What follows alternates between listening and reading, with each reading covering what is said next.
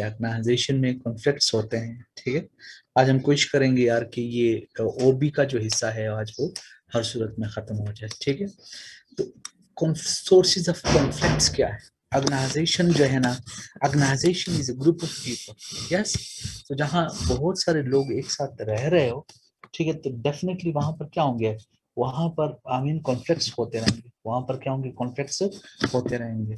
जहाँ बहुत सारे लोग इकट्ठे होंगे, ठीक है, तो वहां पर मिसअंडरस्टैंडिंग भी हो सकता है, क्लियर, कॉन्फ्लिक्ट्स भी हो सकते हैं। क्या हो सकते हैं? कॉन्फ्लिक्ट्स भी हो सकते हैं।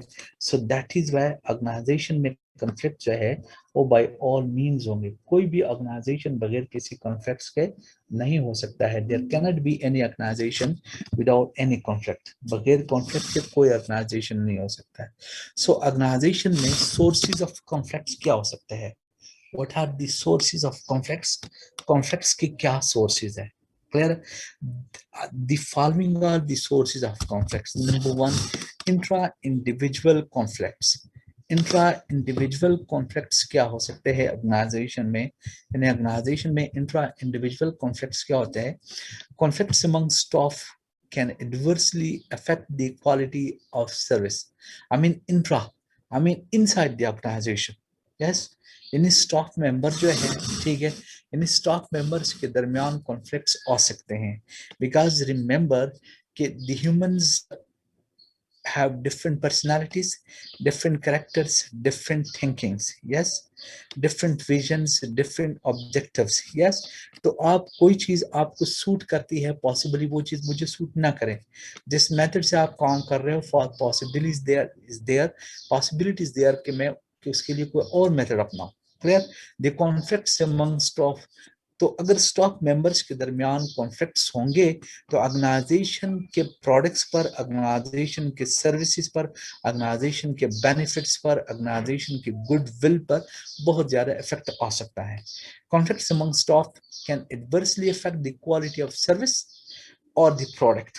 यानी ऑर्गेनाइजेशन के सर्विसेज भी डिस्टर्ब हो सकते हैं, प्रोडक्ट्स भी आई मीन डिस्टर्ब हो सकते हैं, प्रॉफिट्स भी डिस्टर्ब हो सकते हैं, ऑर्गेनाइजेशन के गुडविल, मार्केट में जो उनके नेम होते हैं वो सारे क्या हो सकते हैं, डिस्टर्ब हो सकते हैं। इस पर्सनल इफेक्टिवनेस इज एरोडेड। क्योंकि कॉन्फ्लिक्ट्स अगर होंगे तो पर्सनल इफेक्टिवनेस जो होंगे, यानी ऑर्गेनाइजेशन में जो एम्प्लॉयज के अपने इफेक्ट्स होते हैं, जो उनकी अपने प्रोफेशनलिज्म होते हैं, जो जिस आइडिया से जिस काम को कर रहे होते हैं, उनके सारे professionalism, skillful knowledge, experience knowledge सारे क्या हो जाते हैं, डैमेज हो जाते हैं। And staff lose their motivation. और इस तरीके से स्टाफ में जो मोटिवेशन होते हैं वो क्या हो जाते हैं, लूज हो जाते हैं। यहाँ तक बात समझ आ गई आपको? ठीक है। यानी इंट्रा इंडिविजुअल कॉन्फ्लिक्ट्स क्या होते हैं? अगर कॉन्फ्लिक्ट्स जो है स्टाफ मेंबर्स के बीच हो, if the staff members have the conflicts against each other, it will affect the service, the products, the benefits, the goodwill, the name of the organization, the marketplace of the organization. तो इन तमाम तर चीजों पे effect होंगे। along with it personal I mean employees के जो personal effect होते हैं, ऑर्गेनाइजेशन में जो एम्प्लॉयज के आई मीन प्रोडक्टिविटीज होते हैं, जो उनके प्रोफेशनल नॉलेज या स्किलफुल नॉलेज या एक्सपीरियंस होते हैं, ये सारी चीजें क्या हो जाती है, डिस्टर्ब हो जाती है। और इस तरीके से ऑर्गेनाइजेशन में काम करने वाले जितने भी वर्कर्स होते हैं, जितने भी स्टाफ मेंबर्स होते हैं, वो सब डीमोटिवेट होते हैं, उनकी मोटिवेशन खत्म हो जाती है। Some of the more common drivers of individual conflicts might include, number one, blaming, I mean कुछ reasons ये हो सकते हैं। There are these common, I mean drivers, these common reasons, ठीक है, जिसकी वजह से intra, I mean conflicts होते रहते हैं। Clear? Number one, मसलन देखिएगा, blaming colleagues for past mistakes. Sometimes organization में क्या हो जाते हैं, कलीग्स ने कोई मिस्टेक किए हुए होते हैं, या फॉर एग्जांपल एम्प्लॉय से कोई मिस्टेक्स हो जाते हैं। क्लियर? सो तमाम तर मेंबर्स जो होते हैं वो क्या करते हैं, वो एक दूसरे पर ब्लेम करते रहते हैं। इन सच सिचुएशन क्या होता है कि मेंबर्स की जो एक्टिविटीज होती है, मेंबर्स के जो मोटिवेशन होते हैं, वो क्या हो जाते हैं, वो डिस्टर्ब हो जाते हैं। बिकॉज जहां पर भी ब्लेमिंग होते हैं, जहां पर भी ज्यादा कॉन्फ्लिक्ट्स यानी ज्यादा कंप्लेंट्स होते हैं, वहां पर क्या हो जाते हैं, वहां पर फॉर एग्जांपल ब्लेम लगना स्टार्ट हो जाते हैं। और जब ब्लेम लगना स्टार्ट हो जाते हैं, इंसान डीमोटिवेट हो जाता है। Employees feeling that favoritism has been shown by management in allocating work to employees. बाज़ औक़ात क्या हो जाते हैं कि या तो मैनेजमेंट जो है फेवरेटिज्म करते होते हैं, किसी को यानी ड्यूटीज एंड रिस्पॉन्सिबिलिटीज कम दे देते हैं, किसी को ज़्यादा दे देते हैं, या किसी को रिस्पॉन्सिबिलिटीज और एक्टिविटीज ऐसे देते हैं, ऐसे ड्यूटीज एंड रिस्पॉन्सिबिलिटीज दे देते हैं जो उनके प्रोफेशन के मुताबिक ना हो, जो उनके स्किल्स, उनके नॉलेज, उनके एक्सपीरियंस के मुताबिक ना हो, जो वो नहीं कर सकते होते हैं, इन सच सिचुएशन क्या हो जाता हैं, ठीक है, कि एम्प्लॉयज जो होते हैं वो डीमोटिवेट होते हैं। वो क्या होते हैं? डीमोटिवेट होते हैं। और एम्प्लॉयज के दरमियान क्या होते हैं? एम्प्लॉयज के दरमियान जो है, एम्प्लॉयज के माबेन जो है वो क्या होता है? वो कॉन्फ्लिक्ट्स आना स्टार्ट हो जाते हैं। तमाम एम्प्लॉयज ये समझते हैं कि हमारे साथ यानी हमारे हुकूक का ख्याल नहीं रखा जा रहा है, फेवरेटिज्म हो रही है, या बाज़ औक़ात एम्प्लॉयज में से किसी को ज़्यादा बोनस मिलते हैं, किसी को प्रमोट किया जाता है। इन सच ए सिचुएशन बाकी एम्प्लॉयज जो होते हैं वो कॉन्फ्लिक्ट्स फील करते होते हैं। क्लियर हो गया आपको बात? ठीक है। इसके अलावा फॉर एग्जांपल क्या होता है, ठीक है, general disagreements, for example about the method of performing a particular task. बाज़ वक़्त क्या होता है कि जब कोई पर्टिकुलर टास्क दिया जाता है या कोई प्रोजेक्ट स्टार्ट हो जाता है, तो ग्रुप मेंबर जो होते हैं वो मेथड ऑफ द वर्किंग पर एक दूसरे के साथ एग्री नहीं करते। हर मेंबर ये चाहता है कि उसके बनाए हुए मेथड्स को फॉलो किया जाए। क्लियर? हर मेंबर ये चाहता है कि उनके माइंड में जो मेथड्स आ रहे हैं, उनके माइंड में जो फार्मूले आ रहे हैं, उनके माइंड में जो परफॉर्म करने का तरीका है, उस तरीके को अपनाया जाए। फिर जब ग्रुप मेंबर एक दूसरे के साथ एग्री नहीं करते हैं, एक दूसरे को फॉलो नहीं करते हैं, क्लियर, इन सच सिचुएशन कॉन्फ्लिक्ट्स आना स्टार्ट हो जाते हैं, और या तो प्रोजेक्ट कंप्लीट नहीं होते, या फिर अगर कंप्लीट हो जाए तो उनसे वो ऑब्जेक्टिव्स हासिल नहीं होते हैं जिन ऑब्जेक्टिव्स के लिए प्रोजेक्ट स्टार्ट किया जा चुका होता है। Non congruent goals between personal goals and commercial goal. बाज़ औक़ात देखें, अगर ऑर्गेनाइजेशन के गोल्स होते हैं तो इसी तरीके से एम्प्लॉयज के भी गोल्स होते हैं। ये ज़रूरी बात है कि जो गोल्स हैं, ऑब्जेक्टिव्स है, जो मिशंस है, जो एम्स हैं, वो पर्सनल एम्स और ऑर्गेनाइजेशन के गोल्स तकरीबन मिलते जुलते होने चाहिए।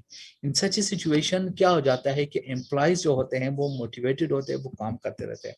लेकिन अगर गोल्स जो है, पर्सनल गोल्स और कमर्शियल गोल्स बहुत ज़्यादा डिफरेंट है, बहुत ज़्यादा अगर कमर्शियल गोल्स जो है यानी बहुत ज़्यादा डिफरेंट है पर्सनल गोल से, यानी ऑर्गेनाइजेशन के गोल जो है वो बहुत ज़्यादा डिफरेंट है, ऐसे सिचुएशन में क्या हो जाता है कि एम्प्लॉयज डीमोटिवेट होते हैं, एम्प्लॉयज अपने ऑर्गेनाइजेशन के साथ कॉन्फ्लिक्ट फील करते हैं। एम्प्लॉयज ये समझते हैं कि जितने बेनिफिट्स ऑर्गेनाइजेशन को जा रहे हैं, हमें ना तो प्रमोट किया जा रहा है और ना ही हमें कोई प्रोफेशनल एक्सपीरियंस मिल रहा है। Rivalry for scarce resource. Clear? यानी फॉर एग्जांपल बाज़ औक़ात ये देखिएगा, स्केर्स कहते हैं ना कहत को, भूख को कहते हैं, रिवैलरी कहते हैं ना दुश्मनी। बाज़ औक़ात जब एम्प्लॉयज को फील हो जाता है कि यार ऑर्गेनाइजेशन के पास कोई सोर्स नहीं है, समझ आ गया आपको बात? ठीक है, ऑर्गेनाइजेशन के पास कोई सोर्स नहीं है या ऑर्गेनाइजेशन डिफॉल्ट पे जा रहे, खत्म हो जाने वाले हैं, इन सच ए सिचुएशन मैनेजमेंट जब एम्प्लॉयज से काम लेती है तो एम्प्लॉयज काम नहीं करते। द रीजन इज दैट कि या तो एम्प्लॉयज को फॉर एग्जांपल बोनस नहीं मिल रहे होते, या उनके वर्किंग आवर्स बहुत ज्यादा हो जाते हैं, समझ आ गए, या मैनेजमेंट और एम्प्लॉयज को ये फील हो रहा होता है कि ऑर्गेनाइजेशन जो है सरवाइव करने वाले नहीं है, सोर्सेज बहुत ज्यादा कम है। ऐसी सूरत हाल में कॉन्फ्लिक्ट्स आना स्टार्ट हो जाते हैं, एम्प्लॉयज और मैनेजमेंट एक दूसरे के साथ कॉन्फ्लिक्ट में आना स्टार्ट हो जाता है। पुअर पर्सनल हाइजीन होते हैं, ठीक है, poor personal hygiene factor, you remember hygiene factor और एक मोटिवेटर फैक्टर्स होते हैं। क्लियर? हाइजीन फैक्टर्स वो फैक्टर होते हैं जब एम्प्लॉयज डिससेटिस्फाइड होते हैं, जब एम्प्लॉयज क्या हो जाते हैं, डिससेटिस्फाइड होता है। जब एम्प्लॉय जो है फॉर एग्जांपल ऑर्गेनाइजेशन से डिससेटिस्फाइड हो, या तो उनको सैलरी टाइम पे नहीं मिल रही है, या उनके बेसिक रिक्वायरमेंट पूरे नहीं हो रहे, या उनको सिक्योरिटी हासिल नहीं हो रही, या उनको फॉर एग्जांपल सिक्योरिटी हासिल नहीं है, या उनको फील हो रहा हो कि किसी भी वक्त ऑर्गेनाइजेशन जो है उनके काम को खत्म कर सकते हैं, ऐसे सिचुएशन में क्या हो जाता है, कॉन्फ्लिक्ट्स आना स्टार्ट हो जाते हैं। यहाँ तक बात समझ आ गई? क्लियर? इसके बाद देखिएगा, for example the perception that someone is working harder and और longer hours than others employees and not being fairly rewarded. बाज़ वक़्त ये भी होता है एम्प्लॉयज में कि वो ये समझते हैं कि हम किसी दूसरे एम्प्लॉयज से ज्यादा मेहनत कर रहे हैं, हम ज्यादा देर तक काम कर रहे हैं, हम ऑर्गेनाइजेशन को प्रोडक्टिविटी ज्यादा दे रहे हैं, हम ऑर्गेनाइजेशन के ऑब्जेक्टिव्स को हासिल करने में ज्यादा मेहनत कर रहे हैं, लेकिन इसके बावजूद हमें वो रिवॉर्ड नहीं मिल रहा है, हमें वो रिवॉर्ड नहीं मिल रहा है, हमें वो बोनस नहीं मिल रहा है, हमें वो प्रमोशन नहीं मिल रहा है जो हमारे काम के मुताबिक होने चाहिए। यहाँ तक बात समझ आ रही है? Clear? Welcome welcome Aamir Ali, welcome यार, ठीक है, वालेकुम सलाम। क्लियर? अब देखिए पर्सनैलिटी क्लैशेस होते हैं बाज़ वक़्त, ये भी क्या है, मैंने आपको पहली बात बताई ना कि देखिए ह्यूमन कैरेक्टर्स एक जैसे नहीं हो सकते हैं, हमारी थिंकिंग डिफरेंट हो सकती है, समझ आ गया? हमारी पर्सनैलिटीज एक जैसे नहीं हो सकते, हमारे कैरेक्टर्स एक जैसे नहीं हो सकते, हम हमारे विशेस जो है ना, लाइकिंग और डिसलाइकिंग एक जैसे नहीं हो सकते। For example one employ being free thinking, creative, spontaneous, clear हो गया आपको बात? ठीक है, एक एम्प्लॉय होता है वो ज्यादा क्रिएटिव होता है, क्लियर, वो किसी भी प्रोजेक्ट में क्रिएटिविटी करता है, वो किसी भी प्रोजेक्ट को किसी नए अंदाज से चला सकता होता है, ऑर्गेनाइजेशन के गोल्स ऑब्जेक्टिव्स को बड़े इजीली जो है वो हासिल कर सकते हैं, हमेशा उनके माइंड में नए नए थिंकिंग्स आते रहते हैं। इसके मुकाबले में कुछ ऐसे भी एम्प्लॉयज होते हैं जो अनऑर्गेनाइज्ड होते हैं, जो पुराने मेथड्स को फॉलो कर रहे होते हैं, क्लियर। अब वो नए मेथड को या तो फॉलो नहीं कर पा सकते हैं, या फिर इस तरह होता है कि नए मेथड्स की उनको समझ नहीं आती है, इस तरीके से एम्प्लॉयज के दरमियान एक कॉन्फ्लिक्ट के चांसेस हो जाते हैं। समझ आ गया आपको बात? ठीक है, जबकि कुछ एम्प्लॉयज जो होते हैं साइंटिफिक होते हैं, लॉजिकल होते हैं, ऑर्गेनाइज होते हैं, मैंने आपको बात बताई ना, या कुछ एम्प्लॉयज ऐसे होते हैं, फॉर एग्जांपल मैं आपको बात बताऊं कि अगर आप किसी ऑफिस में जो है ना फॉर एग्जांपल काम कर रहे हो, वहां पर आप एक ऑडिट रिपोर्ट बना रहे हो, क्लियर, आपके पास फॉर एग्जांपल आपने जो पिफा में या फॉर एग्जांपल एसीसीए में या चार्टर्ड अकाउंटेंसी में जो ऑडिट रिपोर्ट के नए मेथड सीख लिए हुए हैं, वही ऑडिट रिपोर्ट के वो मेथड जो होते हैं बीकॉम में या एमबीए में अप्लाई नहीं होते, क्लियर। सो जब आप फॉर एग्जांपल जॉब उस ऑर्गेनाइजेशन में जॉब के लिए जाते हो, तो आप एक नए मेथड से काम करते हो, आपके पास advance scientific logical organised methods होते हैं, जबकि पुराने जो एम्प्लॉयज होते हैं उनके पास वो फार्मूला नहीं होते, लिहाजा दोनों के दरमियान क्या आ जाते हैं, कॉन्फ्लिक्ट्स आना स्टार्ट हो जाते हैं।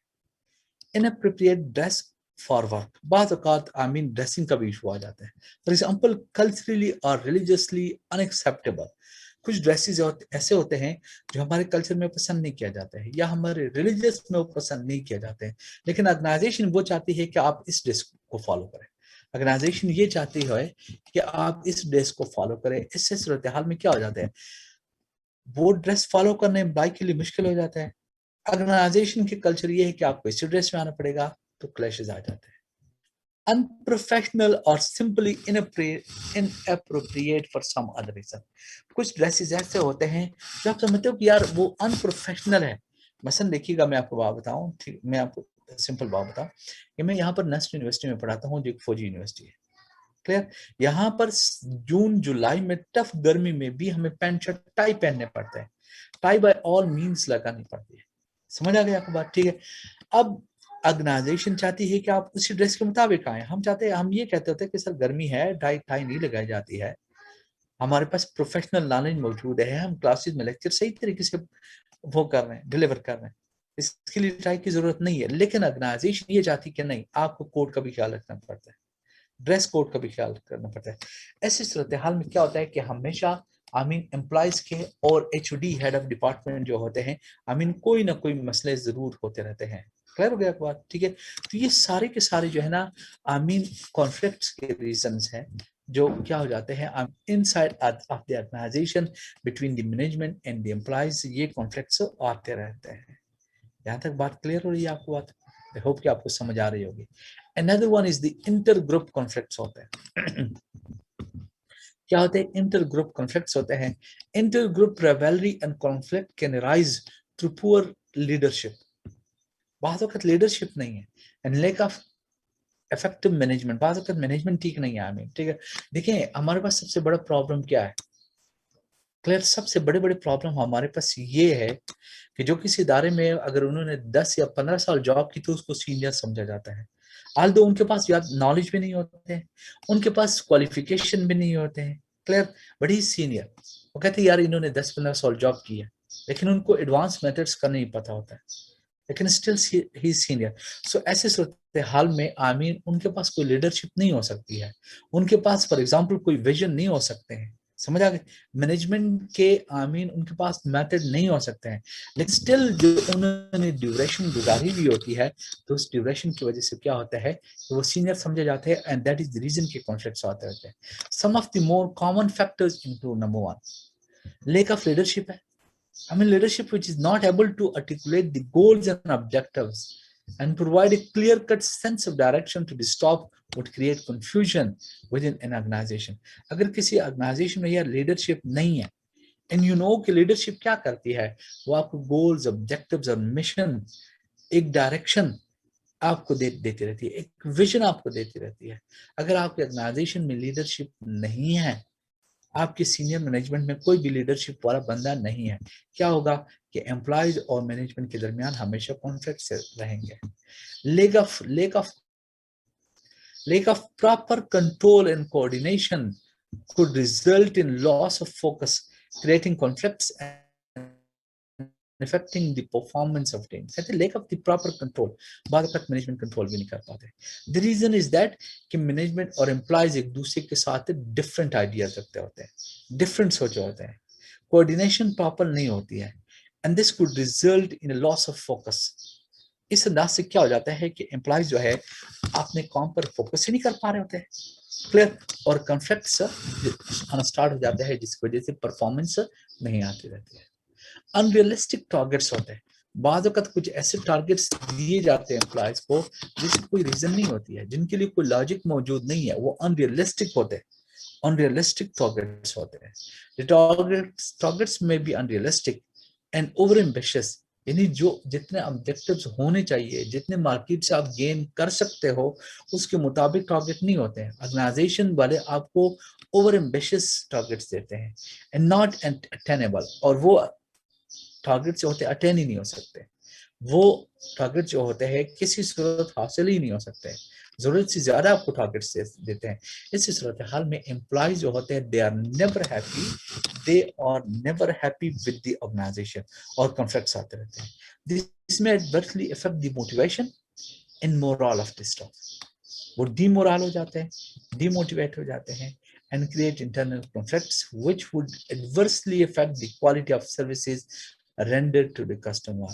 जिसकी वजह से क्या हो जाता है, ऑर्गेनाइजेशन की क्वालिटी पे इफेक्ट आना स्टार्ट हो जाता है, प्रोडक्ट्स अच्छे नहीं बनते रहते हैं, सर्विसेज पुअर हो जाते हैं, और ऐसी सूरत हाल में आपके सारे के सारे कस्टमर जो होते हैं वो कहाँ हो जाते हैं, कहीं और शिफ्ट कर जाते हैं। और अगर ऑर्गेनाइजेशन से कस्टमर जो है कहीं और शिफ्ट होना स्टार्ट हो जाए, कस्टमर अगर कहीं और शिफ्ट स्टार्ट हो जाए, तो क्या हो जाएगा, ऐसी सूरत हाल में ऑर्गेनाइजेशन फेल होने की तरफ जाते हैं। बाइस्ड एटीट्यूड ऑफ मैनेजमेंट होती है, staff in one team or of a particular category of the staff may be treated in a biased manner, affecting team terms of rewards, prerequisites, any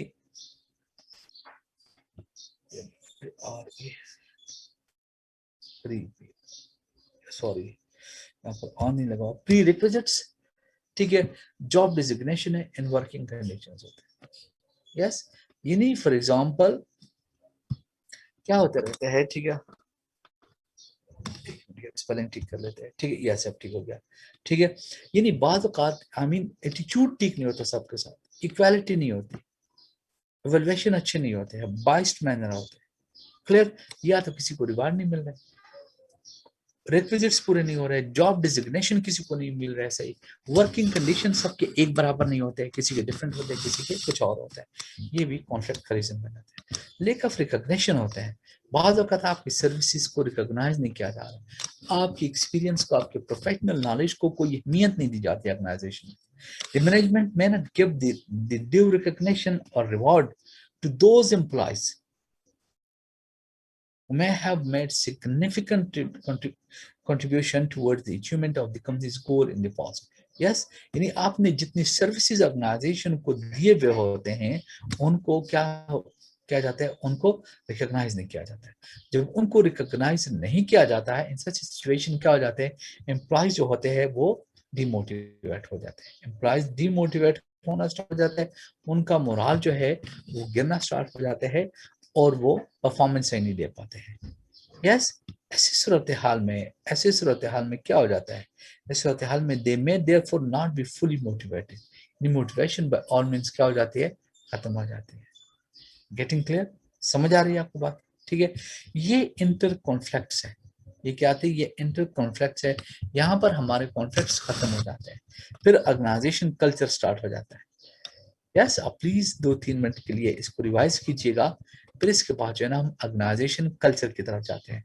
let me try कि मैं इसको एक page पे ले आऊं, आप साथ साथ पढ़ते भी जाइएगा, ठीक है? अगर मुमकिन हो जाता है तो बहुत अच्छी बात होगी, ठीक है? मैं इसको ट्राई करता हूँ।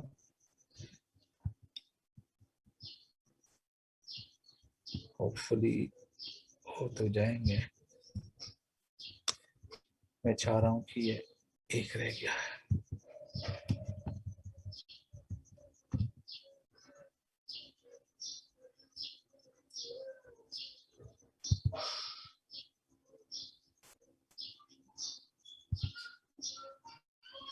मेरे ख्याल में वो आ गया है कि पेज पे ये still there is a need of place here.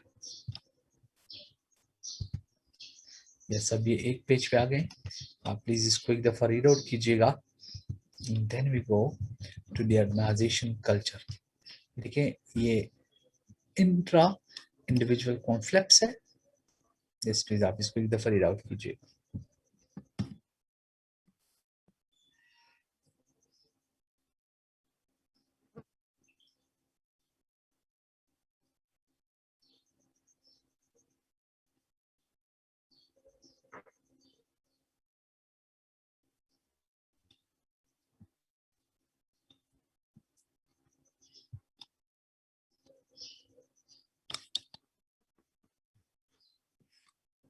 Okay मैं इंशाल्लाह करा दूंगा, बिल्कुल परेशान नहीं होना यार, मैं इंशाल्लाह करवा दूंगा, ठीक है?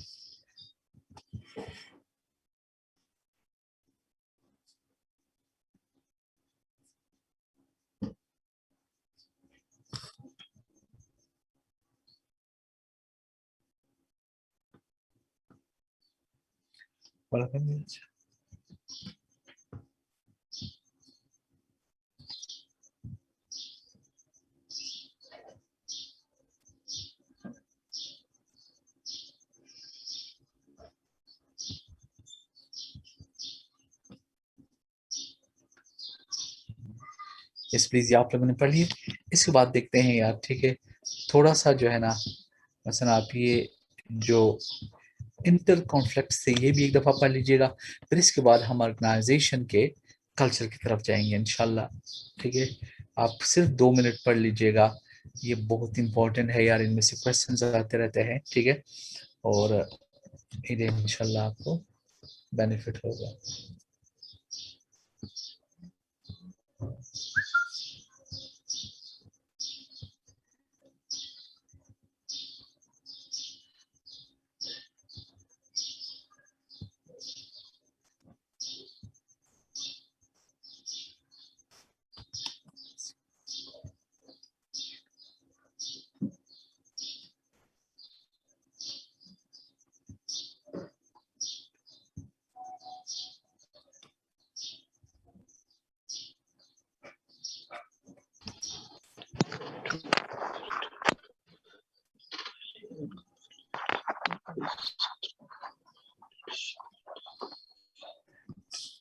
इस प्लीज आगे चलें, चलो जी अभी आगे चलते हैं, ठीक है? इसके बाद देखिएगा what is the organizational culture क्या है, what is the culture of the organization है, ठीक है? The culture of organization, organization के कल्चर क्या होते हैं, ठीक है? लेट्स सी, ठीक है? फॉर एग्जांपल देखिए, the culture, a culture is a set of dominant belief, attitudes, values and norms that is shared by a number of people in the organization. Yes, यानी culture basic set of dominant belief, हर organization में belief होते हैं, कुछ नजरियात होते हैं, कुछ attitudes होते हैं, कुछ वैल्यूज होते हैं, कुछ ऐसे रूल्स रेगुलेशन होते हैं जिनको ऑर्गेनाइजेशन के सारे लोग फॉलो करते रहते हैं, और ऑर्गेनाइजेशन के सारे लोग उनको फॉलो इसलिए करते हैं कि उनसे उनको बेनिफिट मिल रहा है, सब उनको जो है ना अपने लिए सोर्स ऑफ रिस्पेक्ट समझते हो। These values, these beliefs, these attitudes, these norms are called what? Culture. Within an organization, organizational cultures define the way we do things around here. Organization में जिस अंदाज से काम होता है, क्लियर, ऑर्गेनाइजेशन में काम करने के लिए जो मेथड अपनाए जाते हैं, उन मेथड्स को कल्चर कहते हैं. An organization cultures can be utilized to increment the organizational progress. Organization में कल्चर क्यों अपनाए जाते हैं, क्यों प्रॉपर मेथड अपनाए जाते हैं, क्यों खास किस्म के मेथड्स अपनाए जाते हैं? इसलिए कि उन मेथड्स के साथ जो काम होते रहते हैं, उनसे ऑर्गेनाइजेशन को प्रोग्रेस मिलते हैं, ऑर्गेनाइजेशन के गोल्स ऑब्जेक्टिव्स हासिल होते रहते हैं. Culture is our way of life and is reflected in our history. Culture क्या है? It is our way of life. हम जिस अंदाज से जिंदगी गुजार रहे हैं, क्लियर, जिस जिंदगी में जो मेथड्स फॉलो कर रहे हैं, उनको कल्चर कहते हैं. And it is reflected in our history. हमारे हिस्ट्री में भी होता है, तभी हम उन मेथड को फॉलो करते हैं. हेरिटेज विरासत में मिलते होते हैं. And how we express ideas and creativity. हम जिस अंदाज से अपने आइडियाज को एक्सप्रेस करते हैं, हम अपने आइडियाज को, इमोशंस को, फीलिंग्स को या सजेशन को दूसरे लोगों के सामने एक्सप्रेस करते हैं, हम जिस अंदाज से क्रिएटिविटी करते हैं, जिस अंदाज से परफॉर्मेंस दे रहे होते हैं, ये सारी चीजें क्या कहलाती है? These are called the culture. These are called, I mean, the methods of the culture. यहाँ तक बात समझ आ गई? क्लियर हो गया? और कल्चर मेजर्स और quality of life. Yes, Vitality and health for society. हम जो मेथड्स अपनाते हैं और जिन मेथड से हमें जिंदगी में कामयाबी मिलती है, इट मीन्स कि हमारी लाइफ क्वालिटी में होती है, हमारी लाइफ में वाइटलिटी, एक सक्सेस आ रही होती है, और हमारी सोसाइटी में एक, आई मीन, इंप्रूवमेंट आ रहा होता है. Through our culture we develop a sense of belonging. Yes, ऐसा ही है. अगर एक सोसाइटी में एक जैसे मेथड्स अपनाए जा रहे हैं, एक जैसे वैल्यूज बिलीफ अपनाए जा रहे हैं, सो इस सूरत हाल में क्या होता है कि लोग एक दूसरे, लोगों में सेंस ऑफ बिलोंगिंग होता है, एक दूसरे को अपना समझते हैं. Clear? Personal and cognitive growths होते हैं. क्लियर? इंसान के पर्सनल एंड सोसाइटल ग्रोथ होते रहते हैं. And the ability to empathize and relate with each other. एक दूसरे के साथ हमदर्दी करते रहते हैं. समझ आ गया? Direct benefits of a strong and vibrant culture include health and wellness. उस सोसाइटी में हेल्थ, आई मीन मेंटेलिटी एक जैसी हो जाती है, wellness, self esteem, skills develop हो जाते हैं, सोशल कैपिटल आ जाते हैं, इकोनॉमिक रिटर्न आते रहते हैं. क्लियर? इकोनॉमिक रिटर्न्स आते रहते हैं. क्लियर? सो इन मकासद के लिए लोग क्या करते रहते हैं? हमें किसी कल्चर को डेवलप करते रहते हैं. The more concise meaning of the culture is that given by Edward Teller, यानी जस्ट मिनट, किसी की चैट है, ठीक है. Cognitive means, I mean, knowledgeable, understandable, जो आपको अंडरस्टैंड हो सके. क्लियर? यानी who contended that culture is, culture क्या है? That entire compound which incorporates, यानी द इंटायर कंपाउंड, यानी एक ऐसा मुआशरा विच इनकॉर्पोरेट्स लर्निंग, जिसमें लर्निंग भी होती है, एक जैसे बिलीफ भी होते हैं, क्राफ्ट्समैनशिप, एक जैसे, आई मीन, प्रोफेशनलिज्म आते रहते हैं, एथिक्स होते हैं, एक जैसे लॉ कस्टम को फॉलो करते रहते हैं, and some other abilities to propensities. समझ आ गया आपको बात? ठीक है. और कुछ और भी ऐसे मेथड्स होते हैं जिससे इंसान इंक्लाइन होता है, इंसान मुतासिर हो जाता है. अगर ये सारे मेथड्स इंसान ने अपना लिए हुए in a society, then it means कि ये क्या है? ये एक कल्चर है. या तो बात समझ आ गई? आप प्लीज कल्चर को एक दफा रिवाइज कीजिएगा, फिर इसके बाद जो है ना, हम ऑर्गेनाइजेशन कल्चर की तरफ मजीद जाते हैं.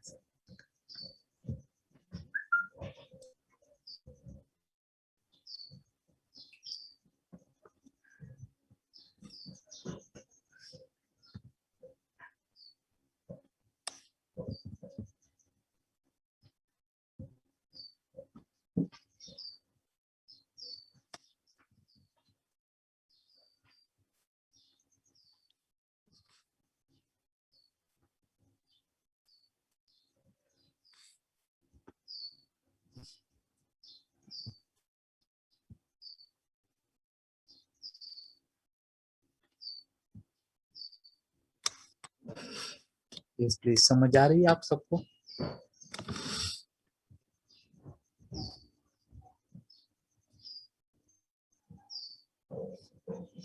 Yes, what is the organizational culture? Organizational culture क्या होता है? ठीक है, the concept of the culture has significantly been linked with the study of organization. Yes, because remember, the culture is for the human people. The culture is for the human beings. Clear? So हमेशा याद रखना कि culture जो है, it is followed by the, it is followed, ठीक है, it is followed by the humans.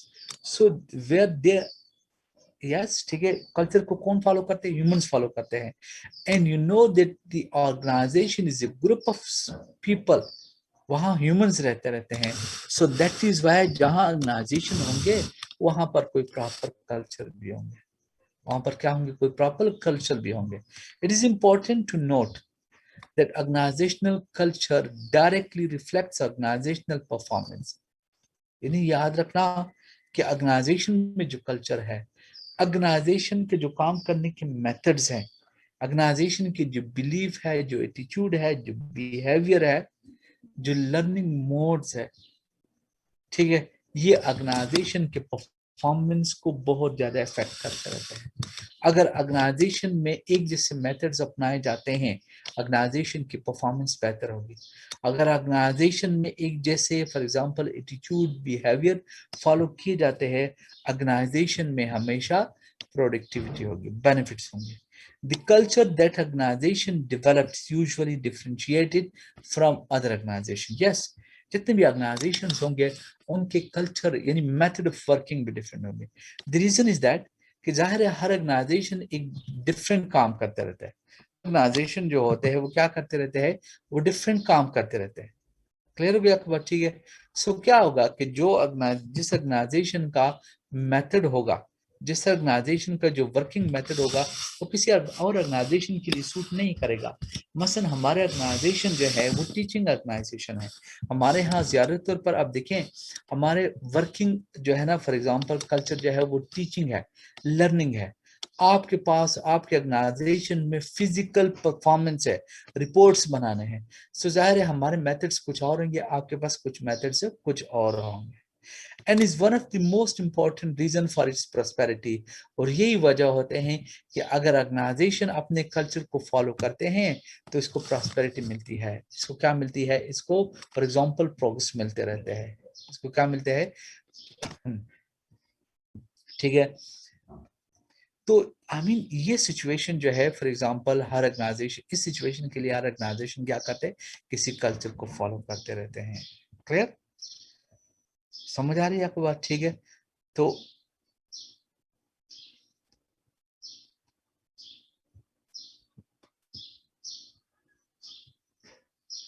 You are getting clear? समझ आ रही है? अब इसके बाद कहते हैं, okay thank you very much. ठीक है. एडगर्स जो है ना, शेन जो है, a writer on organizational culture है, psychologist basically, has written that the concept of the culture is still misunderstood in organization. वो ये कहता है कि ऑर्गेनाइजेशन में कल्चर को अभी तक सही अंडरस्टैंड नहीं किया जा रहा है. अभी तक सही अंडरस्टैंड नहीं किया जा रहा है. क्यों? Being treated too much as a superficial phenomenon. ये कहते हैं कि ये सुपरफिशियल है, यानी नेचुरल अंदाज से नहीं हो रहा है, नेचुरल अंदाज से नहीं हो रहा है. अब वो क्या रीजन देते हैं? He also road culture is really a very deep phenomena. वो कहते हैं कि कल्चर एक गहरी बात है, यानी कल्चर एक ब्रॉड जो है ना आइडियाज है, ब्रॉड आई मीन ठीक है कॉन्सेप्ट है. एंड मैनेजर्स और the leaders are serious about changing culture, they must make an effort to understand how culture really works. ठीक है. वो चाहते हैं कि अगर यानी अगर मैनेजर्स या लीडर ये चाहते हो कि ऑर्गेनाइजेशन अपने ऑब्जेक्टिव्स को, अपने मिशंस को, अपने गोल्स को हासिल करें, और वो चाहते हैं कि ऑर्गेनाइजेशन में कल्चर चेंज हो, यानी ऑर्गेनाइजेशन में वर्किंग मेथड चेंज हो, ऑर्गेनाइजेशन में एटीट्यूड, बिहेवियर चेंज हो, तो उनको ये समझना चाहिए कि कल्चर कैसे काम करते हैं, what it really वो इज, यानी कल्चर बेसिकली है क्या चीज, ऑर्गेनाइजेशन में किस किस्म का कल्चर अपनाना चाहिए, ऑर्गेनाइजेशन में किस किस्म के वर्किंग मेथड्स अपनाने चाहिए. The managers need to understand the culture of the groups that they manage. Yes, हमेशा याद रखना. देखिए मैंने आपको पहले बात बताई थी ना कि हर इंसान की थिंकिंग पावर डिफरेंट होते हैं, पर्सनालिटीज डिफरेंट होते हैं. इसलिए मैनेजर को चाहिए कि वो जिस ग्रुप का मैनेजर है वो उन तमाम तर फेलोज को, अपने टीम मेंबर्स को अंडरस्टैंड करे, हर एक इंसान के माइंड को अंडरस्टैंड करने की कोशिश करे, हर एक इंसान के वर्किंग मेथड को अंडरस्टैंड करे और उस तरीके से उनको ड्यूटीज एंड रिस्पॉन्सिबिलिटीज दें. तब जाकर वो क्या होंगे, तमाम वर्कर्स आपसे मैनेज होंगे. By understanding the group culture, अगर आपको टीम वर्क के कल्चर की समझ आ जाए, they can try to influence it and encourage positive attitudes to work.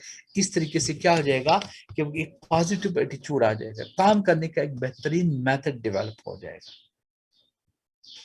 ये तक बात समझ आ रही है? Shane wrote, building an effective organization is ultimate. यानी वो कहता है कि अगर आप एक फॉर एग्जांपल एक इफेक्टिव ऑर्गेनाइजेशन बनाना चाहते हो, is ultimately a matter of mashing different सब कल्चर. फिर आपको डिफरेंट सब कल्चर्स बनाएंगे, एक कल्चर से काम नहीं चल सकेगा. Because everybody has a different methods of working, everybody has different thinking power. By encouraging the evolution of common goals, यानी कॉमन गोल होना चाहिए, ऐसे गोल्स हो जो एम्प्लॉयज को ऑर्गेनाइजेशन दोनों को सूट करें. कॉमन लैंग्वेज होना चाहिए, ऐसे लैंग्वेज अपनाए जो सबको समझ आ सके.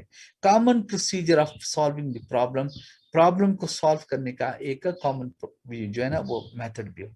He was the first person, ठीक है, he was the first person to use the term corporate culture. उन्होंने कॉर्पोरेट कल्चर का नाम दिया था. कॉर्पोरेट कल्चर का मतलब ये है कि एक ऑर्गेनाइजेशन के और एम्प्लॉयज की कॉमन गोल्स हो, मेथड ऑफ वर्किंग कॉमन हो, सॉल्विंग प्रॉब्लम जो है ना मेथड्स कॉमन हो और कॉमन लैंग्वेज इस्तेमाल. We believe that successful managers develop positive corporate culture. Clear? वो ये बिलीव करते थे कि अगर मैनेजर सक्सेसफुल है, वो तमाम तरह एम्प्लॉयज के काम को जानते हैं, तो वो एक पॉजिटिव कल्चर भी डेवलप कर सकता है. यस प्लीज इसको एक दफा रिवाइज कीजिएगा, फिर इसके बाद जो है ना हम क्या करते हैं, दूसरे इसकी तरफ जाते हैं.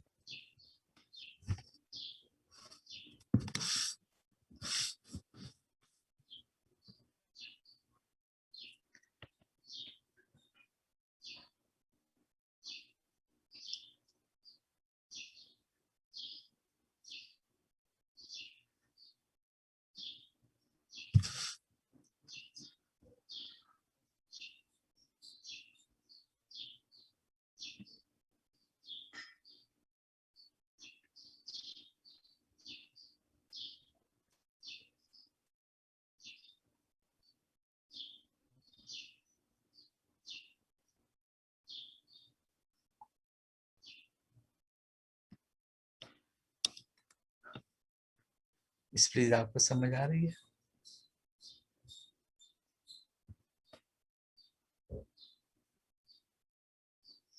जी प्लीज देखिए जरा.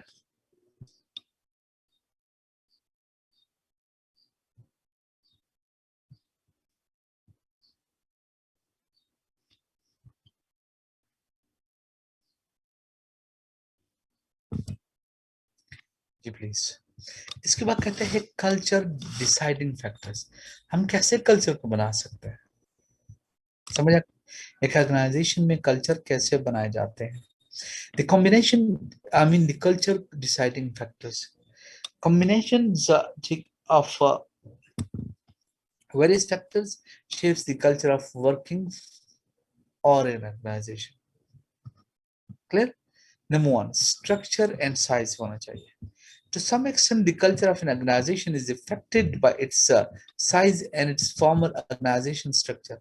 हमेशा याद रखना, देखें ऑर्गेनाइजेशन जितने छोटे होंगे, जितने ही छोटे ऑर्गेनाइजेशन होंगे, उतने ही क्या होंगे, उतने ही फॉर एग्जांपल क्या हो जाएंगे, ठीक है, यानी ऑर्गेनाइजेशन अगर छोटे हैं तो वहां पर कल्चर भी कम से कम पाए जाते हैं, because there are limited people. तो तमाम लोग जो है एक जैसे मेथड पे एग्री हो सकते हैं, एक जैसे मेथड्स पे क्या हो सकते हैं, एग्री हो सकते हैं। तो जितना भी ऑर्गेनाइजेशन का स्ट्रक्चर छोटा होता है उतना ही ऑर्गेनाइजेशन में जो है ना काम करने की पॉसिबिलिटीज भी ज्यादा हो सकती है, काम करने के पॉसिबिलिटीज भी ज्यादा होते हैं, और ऑर्गेनाइजेशन के एम्स एंड मिशन भी क्या हो जाते हैं, एक जैसे हो सकते हैं। समझा?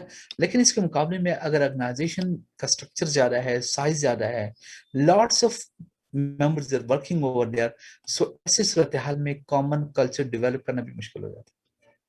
The second thing is the leadership. Second thing क्या है? Leadership. What is the leadership? Clear?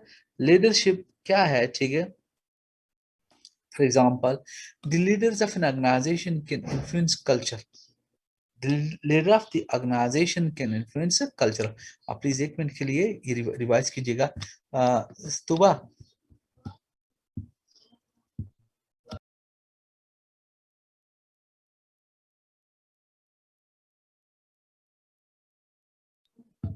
ठीक है। इसके बाद देखिएगा द लीडरशिप। द लीडरशिप क्या चीज? The leaders of an organization can influence culture. हमेशा याद रखिएगा कि लीडर्स ही होते हैं जो आपका ऑब्जेक्टिव्स, आपको गोल्स, आपको मिशन बना के देते हैं, आपको एक विजन सामने करके देते हैं, आपको एक प्रॉपर डायरेक्शन में लेकर आ सकते हैं, जो तमाम तरह लोगों को एक ही मेथड्स पे कन्विंस कर सकते हैं। For example, by stating the values of an organization and its goal and strategies. Yes, अगर ऑर्गेनाइजेशन के गोल, स्ट्रेटेजीज, वैल्यूज एक जैसे हो जाए तो ये कौन करेगा? लीडर करेगा। अगर अच्छी लीडरशिप है तो अच्छे स्ट्रेटेजीज भी डेवलप होंगे, अच्छे गोल्स डेवलप होंगे, अच्छे values develop. Yes, environment is also important thing. Culture develops as a way of responding and reacting to the environment in which the organization operates. Yes, आपके organisation जहां पर भी है, अगर उनके एनवायरमेंट जो है ना आपके एम्प्लॉयज के लिए सूटेबल है, अच्छे, यानी तो क्या हो जाता है कि ऑर्गेनाइजेशन में जो है ना एक अच्छे इन्वायरमेंट की वजह से भी एक कल्चर डेवलप हो जाते हैं, एक अच्छे डेवलप हो जाते हैं। ठीक है, एक अच्छे कल्चर की तरफ लोग आना स्टार्ट हो जाते हैं। Clear? Now another one, events है। Culture develops as a result of many events and how a group or organization has responded to those events. And यानी organization में यार events होते रहते हैं। क्लियर हो गए? दैट्स द रीजन कि आप रिसेस टाइम पर एक साथ होते रहते हो, कभी एनुअल डेज होते हैं, समझ आ गया? कभी प्रमोशनल डेज सेलिब्रेट की जाती है, किस लिए? ताकि लोग एक दूसरे के साथ मेल जो है ना, the people may see each other, लोग मिक्स होते जाए। इस तरीके से हमें लोगों के मेथड्स को, लोगों के माइंड के समझ आना स्टार्ट हो जाते हैं। नेचर ऑफ बिजनेस हो क्या हो जाता है? The nature of the business has very influential role in deciding and creating the culture. आप फॉर एग्जांपल किस टाइप के बिजनेस चला रहे हो? आप जो बिजनेस चला रहे हो, अगर आपके पास एम्प्लॉय जो है उसी बिजनेस में तो एक्सपर्ट है, प्रोफेशनल है, डेफिनेटली वो इस कल्चर को अपना सकेंगे। समझ आ गई? Culture of manufacturing and service sector में नॉट बी आइडेंटिकल। मसलन देखिएगा, एक सर्विस प्रोविजन है और एक मैन्युफैक्चरिंग का कल्चर है, ये दोनों एक जैसे नहीं हो सकते हैं, लिहाजा इनके कल्चर भी डिफरेंट होंगे। Nature of the client, nature of client or geographical area of the client also has very considerable role in formulating the policies and deciding the culture. आपको फॉर एग्जांपल अपने कस्टमर्स के, अपने clients के nature को भी शामिल करना पड़ता है। हमेशा वो प्रोडक्ट्स प्रोड्यूस कर लिया करे जो आपके क्लाइंट्स, आपके कस्टमर के रिक्वायरमेंट के मुताबिक हो। जिस एरिया में फॉर एग्जांपल आपकी ऑर्गेनाइजेशन है, आपको हमेशा ऑर्गेनाइजेशन यानी कि इर्द गिर्द की सोसाइटी के मुताबिक जो है ना कल्चर अपनाने पड़ते हैं। ऐसे बात क्लियर हो गई? यस, प्लीज एक दफा रीड आउट कीजिएगा, फिर इसके बाद हम क्या करते हैं, आगे जाते हैं। ठीक है?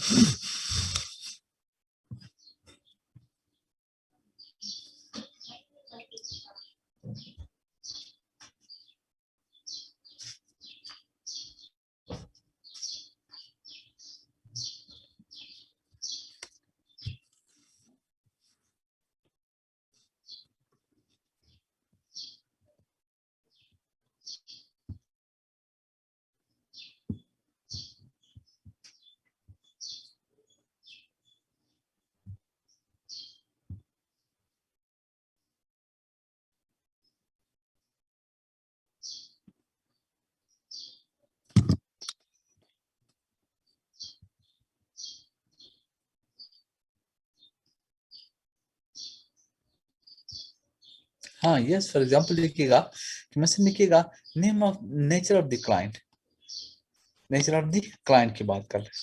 हमेशा ऑर्गेनाइजेशन प्रोडक्ट्स जो है ना वो जो डेवलप करता है तो वो किस लिए डेवलप करता है, अपने कस्टमर्स के लिए डेवलप करते रहते हैं। यानी नेचर ऑफ द क्लाइंट और ऑर्गेनाइजेशन एरिया ऑफ क्लाइंट, जिस एरिया में आपकी ऑर्गेनाइजेशन है आल्सो इज वेरी कंसिडरेबल। ठीक है, अब देखिएगा अगर आप जिस एरिया में हो वहां पर क्लाइंट की जरूरियात क्या है, कस्टमर की जरूरियात क्या है, समझ आ गया आपको बात। ठीक है, आपको उसी के मुताबिक जो है कोई क्या करना पड़ता है, कोई डिसीजन लेना पड़ता है, उसी के मुताबिक कोई कल्चर डेवलप करना पड़ता है। आगे आपको बात समझ में clear? So this is what about.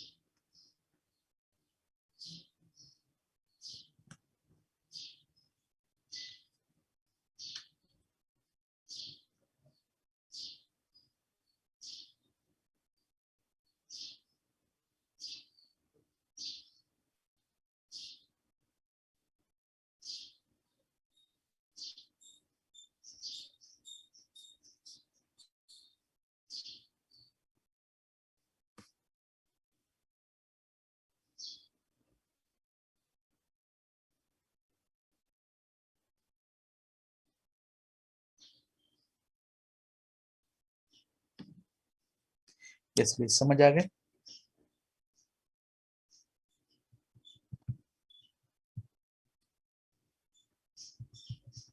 इसके बाद क्या कहते हैं, द कल्चरल वेब होता है। क्या होता है? द कल्चर वेब होता है। यानी कल्चर वेब क्या चीज है, I mean what is the culture web. ठीक है, अब देखिए जरा प्लीज, तो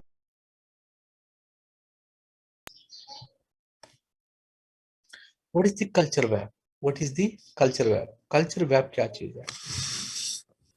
N approach to analysing corporate culture, sorry,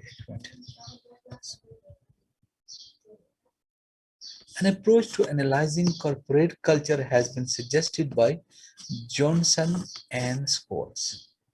They have suggested that there is a cultural web within every organization, which is responsible for the prevailing culture, which they call the paradigm of the organization. The cultural web consists of 6 interrelated elements of the culture within the organization. Cultural web क्या चीज है? ये paradigm है। इसमें for example 6 interrelated element शामिल है। Number 1, routine and rituals होते हैं। रूटीन्स और the ways things are done around here, में हम रूटीन में किस अंदाज में काम करते रहते हैं, ये रूटीन कहलाते रहते हैं। ऑर्गेनाइजेशन में रूटीन में काम होते रहते हैं, रूटीन के मेथड्स फॉलो किए जाते हैं। क्लियर है? Individuals get used to established ways of doing things and behaves towards each other and towards outsider in a particular way. यानी जितने भी एम्प्लॉयज आपके होते हैं वो रूटीन के मेथड को फॉलो करते रहते हैं और उसी अंदाज से एक दूसरे के साथ बिहेव करते रहते हैं। क्लियर? इसी अंदाज से जो है ना वो अपने कस्टमर के साथ, अपने आउटसाइडर के साथ भी वो आई मीन बिहेवियर करते रहते हैं, बिकॉज ये उनका रूटीन वर्क बन चुका होता है। Rituals are special events in the life of the organization, which are an expression of what is considered important.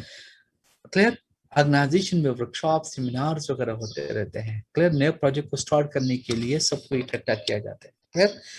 समझ आ गया?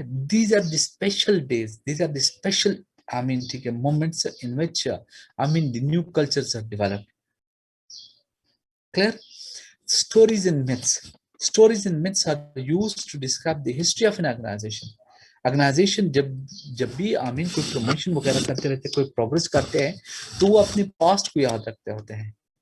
क्लियर? अपने पास्ट की स्टोरीज और मिथ्स जो है, ठीक, मिथ्स भी स्टोरीज को ही कहते होते हैं। ठीक है, इन्हें एक दूसरे को आमीन बताते रहते हैं। And to suggest the importance of certain individuals, yes, और कुछ इंडिविजुअल जो पास्ट में गुजर चुके होते हैं, कुछ इवेंट्स जो पास्ट में हो चुके होते हैं, उनको दोबारा क्या करते हैं, उनकी इंपॉर्टेंस बताते रहते हैं। They are pass by the word of mouth. Routine में ऐसी चीजें याद किए जाते हैं। क्लियर? किस लिए? Because they normally think about कि इन पास्ट स्टोरी से हमारे ऑर्गेनाइजेशन को बेनिफिट्स मिल चुके थे, दोबारा भी इनसे मिल सकते हैं, सिर्फ इसलिए ताकि एम्प्लॉय जो है उनको क्या करे, उनको फॉलो करते रहे। Clear? They help to create an impression of how the organization got to where it is. And यानी वो इसलिए बताते रहते हैं, एम्प्लॉयज को ये बताते हैं कि ऑर्गेनाइजेशन इस वक्त जिस सक्सेस पर है, जिस पीक पर है, ये उन एक्सपीरियंस की वजह से है, उन पास में जो किए हुए काम है उनकी वजह से है। And it can be difficult to challenge established myths and consider need for a change of direction in the future. और यही वजह है, यही पुराने मेथड्स जो होते हैं, यही पुराने प्रोफेशनलिज्म जो होते हैं, इनको फ्यूचर के लिए भी बेस्ट समझा जा रहा होता है। It is believe that that will be working in the future also. और इसी से हमें फ्यूचर के डायरेक्शन मिलते रहते होते हैं। क्या था, बात समझ आ रही? क्लियर है? another thing is that another क्या चीज, सिंबल्स है। क्लियर है? कुछ चीजों के फॉर एग्जांपल देखिएगा, number next one, symbols can become an a representation of the nature of the organization. Symbol can become a representation of the nature of the organization. ये किसी ऑर्गेनाइजेशन को represent करते हैं। For examples of the symbol might be a company car और helicopter. समझ आ गया आपको बात? ठीक है। मसलन कंपनी के मखसूस कलर के कार होते हैं या हेलीकॉप्टर होते हैं, या उनके मखसूस किस्म डिजाइन के, यानी बिल्डिंग के यानी बिल्डिंग्स होते हैं जिनके मखसूस डिजाइन होते हैं, या मखसूस किस्म के लोगो होते हैं जो किसी और कंपनी ने नहीं अपनाए हुए होते हैं, या स्टाइल ऑफ लैंग्वेज होता है, या कॉमन वर्ड्स होते हैं। समझ आ गए? ये सिंबल जो होते हैं आप जहां पर भी यूज करोगे ऑर्गेनाइजेशन का नाम आ जाता है। मसलन यू वाले कहते हैं इट्स ऑल अबाउट यू। समझ आ गया आपको बात? ठीक है। जेज वालों के अपने सिंबल है। समझ आ रही है आपको बात? ठीक है। या अगर आप जिस शहर में भी रह रहे हो, आप लाहौर, कराची, इस्लामाबाद में रह रहे हो, आपने फास्ट यूनिवर्सिटी देखी होगी, इनकी ये रिकमेंडेड बिल्डिंग है। आप ये जहां पर भी जाओगे इनकी बिल्डिंग एक जैसी नजर आएगी। तो ये सिंबल्स कहलाते हैं जो ऑर्गेनाइजेशन के लिए प्रमोशन का बायस बन जाते रहते हैं। The next one is there, I mean next क्या है, फॉर एग्जांपल पावर स्ट्रक्चर है। The individuals who are in a position of power influence organization. I mean organization में देखें मुख्तलिफ पावर्स होते हैं, कोई चीफ एग्जीक्यूटिव है, कोई डायरेक्टर है, कोई मैनेजर, सुपरवाइजर या वर्कर्स होते हैं। इनकी ये जो पावर्स होते हैं, ये भी ऑर्गेनाइजेशन को क्या करते हैं, इन्फ्लुएंस करते रहते हैं। In many business organization, power is obtained from management position. And this is quite natural. I mean, power हमेशा किसके पास होते हैं, मैनेजमेंट के पास होते हैं। However, power can also come from personal influence और एक्सपीरियंस और एक्सपर्टीज। लेकिन कुछ ऑर्गेनाइजेशन जो होते हैं जहां पर कुछ लोग आई मीन टॉप मैनेजमेंट में नहीं होते हैं, लेकिन ज्यादा प्रोफेशनल होते हैं, उनके पास स्किलफुल नॉलेज एक्सपीरियंस होता है, इस वजह से भी उनको पावर दिए जाते हैं। The most powerful groups within an organization are most closely associated with the core beliefs and assumption in its culture. Organization में जो कल्चर होते हैं, जो बिलीफ होते हैं, जो एटीट्यूड होते हैं, अगर इन्हीं को लोग फॉलो करते हैं तो ज्यादा पावर यहाँ से आता है, बिकॉज आपको हर जगह अप्रूवल मिलती रहती है। Clear? The next one is that I mean organization structure होता है। मैंने पहले आपको बात बताई ना, ऑर्गेनाइजेशन आई मीन जितने बड़े या छोटे होते हैं उसके मुताबिक कल्चर भी होता रहता है। The culture of an organization is affected by its organization and management structure.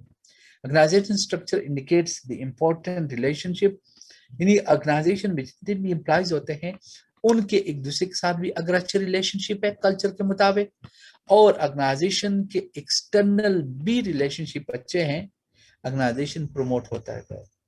Organisation जो है क्या करता रहता है, ऑर्गेनाइजेशन इस तरीके से जो है ना डेवलप होता रहता है। And some emphasizes who and what is most important parts of it. और इस तरीके से ये समझा जाता है कि who is the most important fellow for the success of the organization. Hierarchical and bureaucratic organization might find it particularly difficult. जहां ब्यूरोक्रेसी होती है यार, लोअर एम्प्लॉयज की बात नहीं सुनी जाती है, वहां पर डेफिनेटली एक कल्चर सर्वाइव नहीं करते हैं। कंट्रोल सिस्टम होता है, performance management and reward system within an organization establish views about what is important and what is not important. समझ आ गया आपको बात, ठीक है। Individual will focus on performance and earns reward. ऐसे से जहाँ कंट्रोल सिस्टम होते हैं, इंडिविजुअल जो होते हैं वो फॉर एग्जांपल परफॉर्मेंस पे बिलीव करते रहते हैं, इस परफॉर्मेंस की बेस पर उनको रिवॉर्ड्स मिलते रहते हैं। ये 6 एलिमेंट्स है, फैक्टर्स है कल्चर में। समझ आ रही है आपको बात, ठीक है। प्लीज इसको एक दफा रिवाइज कीजिएगा, फिर हम जाते हैं किसी नेक्स्ट उस पे। ट्राई करता हूँ इसको नेक्स्ट पेज पे ले जाऊं ताकि एक ही पेज पे आ जाए, आपके लिए रिवाइज करना आसान होगा। फिर मैं ट्राई करता हूँ कि अगर ये आ सकते हैं, पॉसिबल आ जाएंगे, पॉसिबिलिटीज देयर।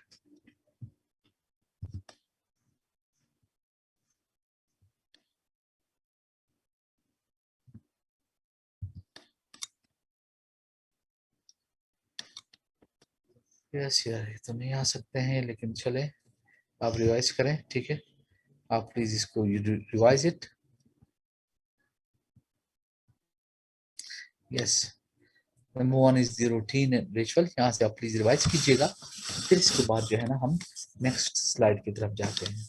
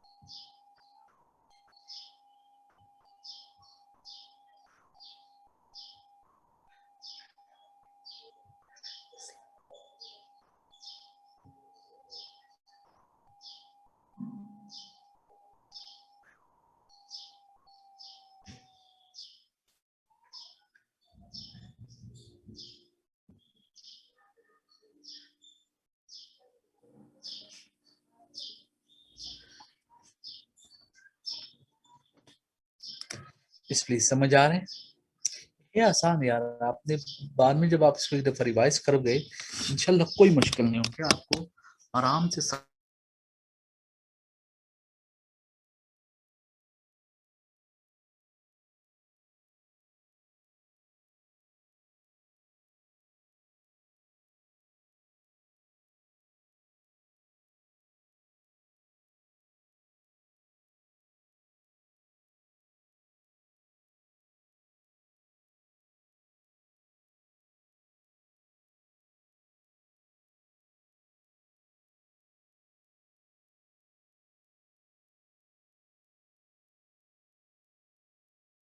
कुछ जो होते हैं कुछ कल्चर जो होते हैं वो शेयर नहीं होते। ऑर्गेनाइजेशन को मजीद प्रमोट करने के लिए मजीद जो कल्चर जो वैल्यूज चाहिए होते हैं वो पुराने वैल्यूज के साथ मिक्सर नहीं होते हैं, and is typically seen in dynamic environment. An example would be the corporate administration of, for example, Eastman Kodak, who failed to respond to the market shift in demand from traditional photography equipment and processing to digital-based products. यानी for example देखिएगा, कुछ organisation में क्या होता है, कुछ organisation में हमेशा पुराने मेथड इस्तेमाल होते हैं, नए मेथड जो है वो नए मेथड्स की तरफ ऑर्गेनाइजेशन जाते नहीं होते, नए मेथड्स की तरफ ऑर्गेनाइजेशन नहीं जा रहे होते। इन सच सिचुएशन क्या होता है, क्या होते रहते हैं, ऑर्गेनाइजेशन फेल होते रहते हैं। जिस तरह फॉर एग्जाम्पल लिखी हुई है कि देखिए देयर वाज अ टाइम यार कि फोटोग्राफ्स जो लिए जाते थे उनके पहले फॉर एग्जाम्पल कैमरास में जो है ना कोई रील्स होते थे वो डाले जाते थे, फिर उनके नेगेटिव बनते थे, उन नेगेटिव से फोटोग्राफ बनते थे। अब डिजिटल सिस्टम आ गए, अब डिजिटल सिस्टम ऐसे आ गए कि फॉर एग्जाम्पल आप कोई तस्वीर लेते हो, आप उसको फॉर एग्जाम्पल एडिट कर सकते हैं, आप उसमें कलर चेंजेस कर सकते हो, समझ आ गए। तो जो फॉर एग्जाम्पल ईस्टमैन कोडक जो थे वो नए टेक्नोलॉजी की तरफ नहीं आ गए, सो दैट इज वाई अब वो फेल है, उनकी ज्यादा टेक्नोलॉजी नहीं चल रही है। A recent example of Nokia which failed due to not adopting to the technological shift. Yes, ये easy example है। For example अब देखिएगा, initially there was the mobile, I mean in the form of the Nokia, Nokia mobile system होते थे। समझ आ गया आपको बात? ठीक है। अब अनफॉर्चुनेटली नोकिया मोबाइल जो थे मॉडर्न टेक्नोलॉजी की तरफ नहीं आ गए। उन्होंने कोई टच सिस्टम या कोई एंड्रॉयड सिस्टम सही तरीके से इंट्रोड्यूस नहीं कराया।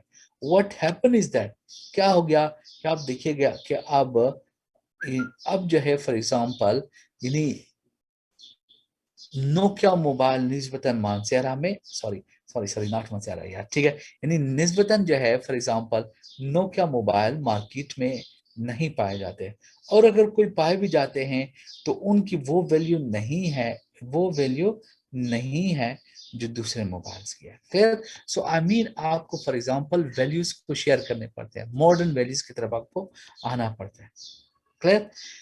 The second one is creating barriers to change towards something that is not considered part of the existing culture. यानी creating barriers to change toward, कुछ ऑर्गेनाइजेशन में फॉर एग्जांपल कुछ एम्प्लॉइज ऐसे भी होते हैं जो ऑर्गेनाइजेशन में चेंज नहीं लेकर आना चाहते हैं, जो ऑर्गेनाइजेशन के पुराने मेथड्स को फॉलो करना चाहते हैं। इस वजह से पुराने कल्चर से ऑर्गेनाइजेशन प्रमोट नहीं करते। For example resistance from management to the introduction of a work life balance. There was a time यार कि बड़े स्ट्रॉन्ग किस्म के मैनेजमेंट होते थे, एम्प्लॉइज फ्री नहीं होते थे। क्लियर? सो ऐसी सूरत हाल में क्या होता है, ऐसे ऑर्गेनाइजेशन जो है ज्यादातर पर नुकसान की तरफ जाते हैं, लेकिन कुछ ऑर्गेनाइजेशन वर्क लाइफ बैलेंस की तरफ जाते हैं, अपने एम्प्लॉयज को रिलैक्सेशन देते हैं, फैमिली लेजर टाइम देते हैं, जिसकी वजह से एम्प्लॉयज अच्छे परफॉर्मेंस देते हैं। अब ऑर्गेनाइजेशन को चाहिए होता है कि वो ऐसे सूरत हाल में इस किस्म की चेंज लेकर आए, फिर ऑर्गेनाइजेशन कामयाबी की तरफ जाता है। Creating barriers to diversity. For example, facing resistance when aiming to achieve greater gender balance in boardroom composition. The diversity theme creates a kind of paradox whereby management wish new employees to conform to existing cultural norms while simultaneously wanting them to different diverse in some way. यानी आमी creativity चाहते होते हैं, organisation ये चाहते होते हैं कि हमारे ऑलरेडी मौजूद एम्प्लॉय जो है वो नए कल्चर को अपनाने की कोशिश करे, और जो नए एम्प्लॉयज हमारे पास आते हैं उनको चाहिए कि सबसे पहले वो हमारे आमीन पुराने मेथड्स को भी फॉलो करे, और साथ साथ जो है कोई नए मेथड्स हो तो उनको भी फॉलो करने की कोशिश करे। Yes, so this is what about, ये आप प्लीज इसको पढ़ लीजिएगा। ये ऑर्गेनाइजेशन यानी फंक्शनल और डिसफंक्शनल वाली बात थी। क्लियर? तो वो बिजली लोड़े इसका प्लीज एक दो दफा आप इसको रीड कीजिएगा, फिर इसके बाद जो है ना हम आगे जाते हैं। ठीक है?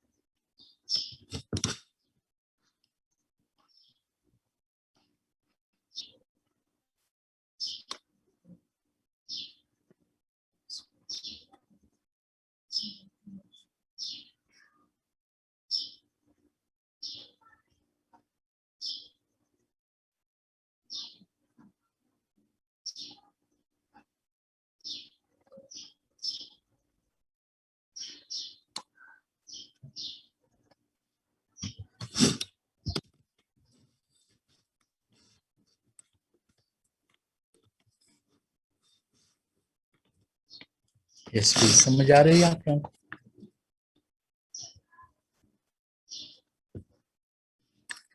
इसके बाद देखिएगा जरा, ठीक है, ऑर्गेनाइजेशनल जो है, for example development and diagnostic models. Clear? Organizational development कैसे हो सकती है, इसके कुछ मॉडल्स है। क्लियर है? देखिएगा जरा, ठीक है। Eager change levels of culture. According to Shane, there are three levels of culture that members of an organization require. Number one, the outer skin and artifact. The inner layer, the espoused values. The paradigm, I mean, basic underlying assumption. These are interrelated and react with each other. However, aspects of the culture, particularly artifacts, are often difficult to interpret and understand. अब देखिएगा, इसको एक एक को देखते हैं कि हम इसमें क्या कर सकते हैं। क्लियर है? अब देखिएगा, लेवल्स ऑफ द कल्चर्स होते हैं। क्लियर? आर्टिफैक्ट्स होते हैं, ठीक है। For example, visible structures and procedures in the organization. Organization में कुछ स्ट्रक्चर ऐसे होते हैं जो विजिबल होते हैं, जो सबको नजर आ रहे होते हैं, जिसको जो सबके लिए वेल अंडरस्टूड अंडरस्टैंडेबल होते हैं, वेल अंडरस्टूड होते हैं। At one level, the culture of a company is evident in what a visitor can see and hear by visiting the company. कुछ कंपनी यानी कुछ कल्चर कंपनी कैसे होते हैं जो सबके लिए विजिबल होते हैं, सबके लिए अंडरस्टैंडेबल होते हैं, सबको पता होता है कि इस कंपनी के रूल्स रेगुलेशन ये है, ये कंपनी इस मेथड से काम करती है। The facilities and the surroundings in which employees work help to create culture. अगर फॉर एग्जांपल एम्प्लॉयज को फॉर एग्जांपल फैसिलिटीज मिल जाते हैं, उनको जाता है, इससे क्या हो जाता है कि कंपनी में एक अच्छा कल्चर डेवलप करता है। So too does the way that employees dress. Example, for example, some organization insist on office workers dressing normally, formally. In other, even senior managers go to work in casual dress, such as an open necktie and jeans. Yes, अब देखिएगा, अगर for example employees को आप facilitate करते हो, उनके surroundings को, उनके एनवायरनमेंट को बेहतर बनाते हो, तो क्या हो जाएगा, ऑर्गेनाइजेशन जो है वो बेनिफिट की तरफ जाएंगे। फॉर एग्जांपल, जिस तरह उन्होंने ड्रेस की एग्जांपल ली हुई है, कुछ ऑर्गेनाइजेशन में यार बिलीव किया जाता है that one should gain the objectives, one should work hard, one should perform well. Clear? So that is why ऐसे ऑर्गेनाइजेशन जो है वो ड्रेस की तरफ ज्यादा आमीन पाबंदियां नहीं लगाते होते हैं।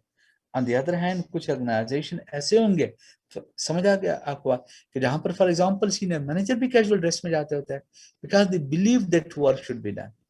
The culture is also seen in the way that employees walk, talk to each other, and interact with each other. It can be heard in the language that individuals use when talking to each other, such as the use of the jargon. कुछ organisation में जो है ना, for example talking facilities होती है, the employees I mean normally can talk freely to one another, the senior junior can talk freely to one another। इस तरीके से कॉमन कल्चर डेवलप हो जाता है और एम्प्लॉयज एक दूसरे के साथ इजीली काम करते रहते हैं। The second one is their espoused values, philosophies, I mean, for example, mission, ethics, has strategies and goals, strategies, values। A company might have a formal code of ethical behavior। कुछ organisation में for example ethical behaviour के लिए code दिए जाते हैं, बहुत सारे अल्फाज ऐसे होते हैं जिस पर पाबंदी लगाई जाती है, which is intended to shape the attitude of all its members। हर एक की कोशिश होती है कि तमाम मेंबर्स की एटीट्यूड क्या हो जाए, बेहतर बन सके। It might have a formal code of ethical behavior which is intended to shape the attitudes of all its members. Stated values in mission statement are often expressed in general terms, such as providing a service to the community and providing the best quality to this of service to the customer। Clear? मसलन कुछ organisation ऐसे होते हैं जिनका main मकसद ये होता है कि ऑर्गेनाइजेशन को अच्छी क्वालिटीज प्रोवाइड किया जाए। समझ आ रही है बात? ठीक है। और I mean best services provide जो है ना किए जाए कस्टमर्स को। The cultures might be expressed in the goals and strategies of the organization. जिस तरीके से तुम्हारे गोल्स होंगे, स्ट्रेटजीज होंगे, इस तरीके से ऑर्गेनाइजेशन के एम्प्लॉयज मसरूफ रहेंगे और जिस अंदाज से एम्प्लॉयज काम करते रहते हैं उनका कल्चर जाहिर होता है. This level of culture can be influenced by the organization leader. Organization leaders इनको क्या कर सकते हैं, इंप्रूव कर सकते हैं. यहाँ तक बात समझ आ गई, ठीक है. The third one is there, देखिएगा थर्ड क्या की चीज है, ठीक है. Basic underline is assumption, unconscious belief, perception and thoughts that are taken for granted. बात वक्त आपको पता नहीं होता, कुछ चीजों को आप करते हो and then you think about it कि इसको कोई माइंड नहीं करेगा, ये ठीक चीज है. क्लियर हो गया आपकी बात, ठीक है. सो कहते हैं कि ये भी एक, ठीक है, is a term for the shared assumptions and attitudes about what really matters that are taken for granted and really discussed.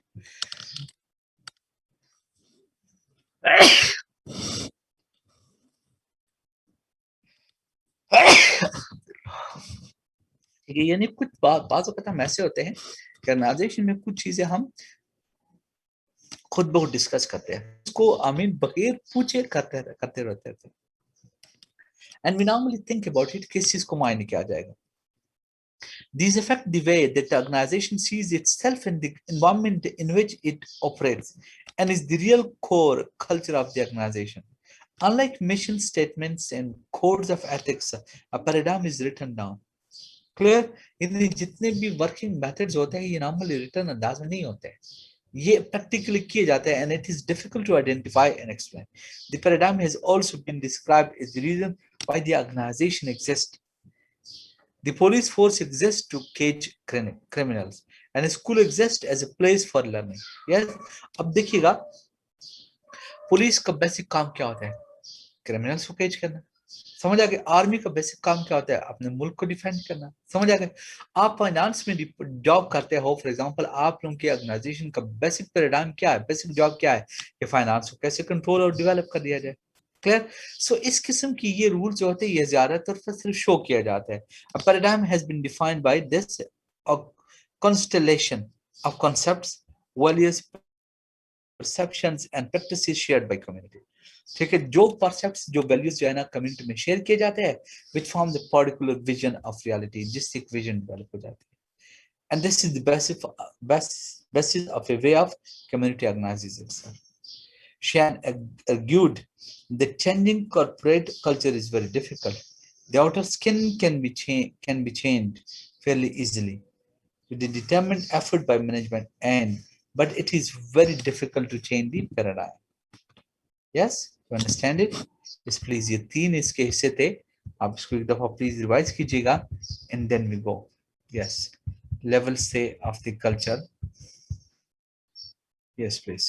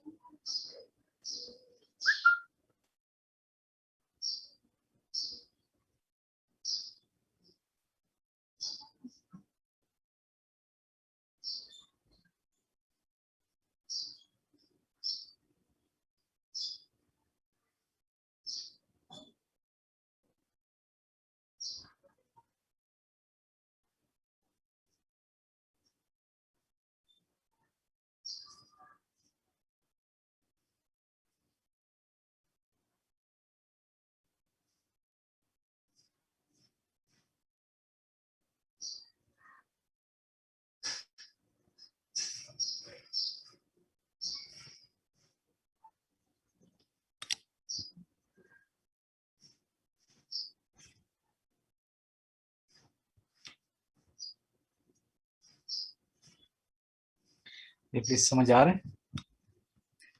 Please इसको एक दफा ये रिवाइज करते जाइएगा।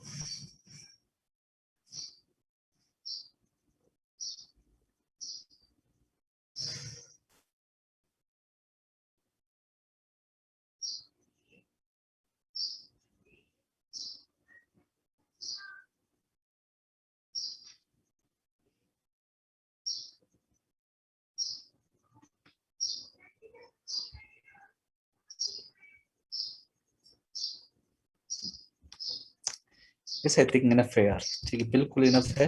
ठीक है, आप इसको रिवाइज कीजिएगा।